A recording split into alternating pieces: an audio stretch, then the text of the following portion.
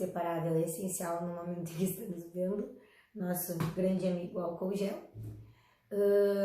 Dando seguimento, né, às nossas aulas ainda à distância, tendo em vista a manutenção do calendário acadêmico pela Universidade Católica, né, e esse necessário resguardo, né, essa necessária quebra do convívio social momentânea, né, para que cada um faça o seu melhor, como um ato, né, de amor, de empatia, de respeito ao próximo, e que aí logo logo a gente consiga normalizar essa situação, voltar às nossas atividades normalmente, todos em segurança, né, com o mínimo de estrago possível, todos bem, né? Logo logo temos aí a formatura de vocês, já estou muito ansiosa para isso, já estou aqui fazendo um teste de batom, fiquei toda trabalhada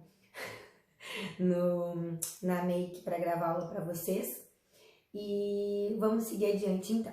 Na aula passada, que a gente gravou em 3 partes, nós estudamos a aceitação e a renúncia. E aí ficou faltando aquele finzinho da renúncia, justamente, né, relativo às restrições ao direito de renunciar. Nós temos 3 restrições ao direito de renunciar. A primeira delas é a capacidade jurídica plena do renunciante. Capacidade jurídica, repito, plena, porque para que possa ocorrer a renúncia, não é possível que haja apenas uma capacidade genérica. A lei exige capacidade jurídica plena. Segunda restrição ao direito de renunciar é a anuência do cônjuge, é a nossa outorga conjugal. Como nós sabemos, conforme o artigo 80, inciso 3 do Código Civil, o direito à sucessão aberta é considerado um bem imóvel. Sendo um bem imóvel, o 1647 do Código Civil exige, né, a outorga do cônjuge, salvo se o casamento tiver se dado no regime de separação absoluta. Em qualquer um dos outros regimes é necessária a autorização, a anuência desse cônjuge para alienar ou gravar de ônus bem imóvel. Portanto, salvo o regime de separação absoluta, aqui também é necessária a anuência conjugal. E a terceira restrição ao direito de renunciar é justamente que não haja prejuízo aos credores. Nós vimos isso lá no início da renúncia, no sentido de que a pessoa que renuncia e está prejudicando credores, ela pode ter, né, a substituição da sua figura de herdeiro pelos credores, que vão receber a sua parte, permanecendo, né, a renúncia com o que sobra, com o que eventualmente sobrar, pagos os credores, vai acrescer a parte dos demais herdeiros da mesma classe, ou não havendo outros herdeiros da mesma classe, ou todos renunciando, aos herdeiros da classe subsequente. Isso a gente estudou na aula passada, que a gente viu na terça-feira.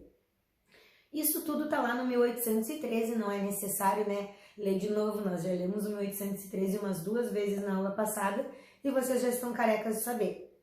Fechou? Artigo bem importante, hein? A gente também tem que estudar os efeitos dessa renúncia, certo? E tudo que a gente está vendo hoje com relação à renúncia acaba sendo bater na mesma tecla, né? Porque a gente está revendo coisas que a gente já viu na aula passada, mas todas as coisas que a gente está revendo hoje são extremamente importantes para a compreensão desse conteúdo. Com relação aos efeitos da renúncia, primeiro efeito da renúncia, a exclusão do herdeiro renunciante da sucessão. Como nós vimos, a renúncia ela tem efeitos ex tunc, ela retroage à data da abertura da sucessão, que é a mesma data da morte e a mesma data em que ocorre a transmissão da herança. Tendo a renúncia efeitos ex tunc, é como se esse herdeiro renunciante jamais tivesse participado, jamais tivesse sido herdeiro nessa sucessão. Portanto, a sua renúncia o exclui, né, da sucessão. Com relação a esse efeito, tem um informativo super recente, tá? O informativo 664 de 28 de fevereiro de 2020. Ó, tem muita chance de cair em prova e de ser pedido aí na OAB.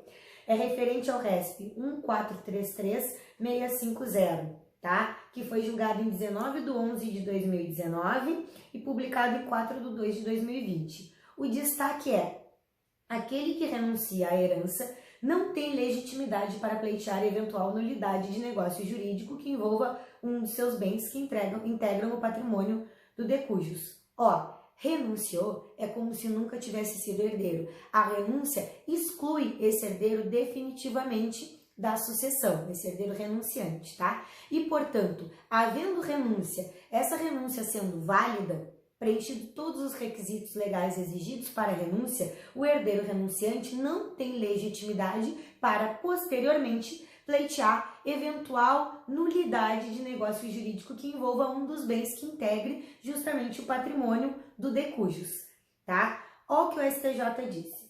Diferentemente da informalidade do ato de aceitação da herança, a renúncia a ela, com exceção à regra, exige forma expressa, cuja solenidade deve constar de instrumento público ou por termos nos autos, artigo 1807 do Código Civil, ocorrendo assim, a sucessão como se o renunciante nunca tivesse existido, acrescendo-se sua porção hereditária à dos outros herdeiros da mesma classe.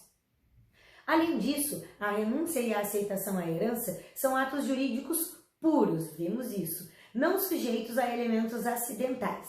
Essa é a regra estabelecida no caput do artigo 1808 do Código Civil, segundo o qual não se pode aceitar ou renunciar à herança em partes, sob condição, evento futuro incerto, ou termo, evento futuro e certo.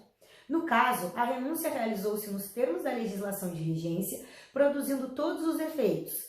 A. Ocorreu após a abertura da sucessão, antes que os herdeiros aceitassem a herança, mesmo que presumidamente, nos termos do 1807 do Código Civil. E B. Observou-se a forma por escritura pública, assim como C. Foi feita por agentes capazes, havendo de se considerar que os efeitos advindos do ato se verificaram.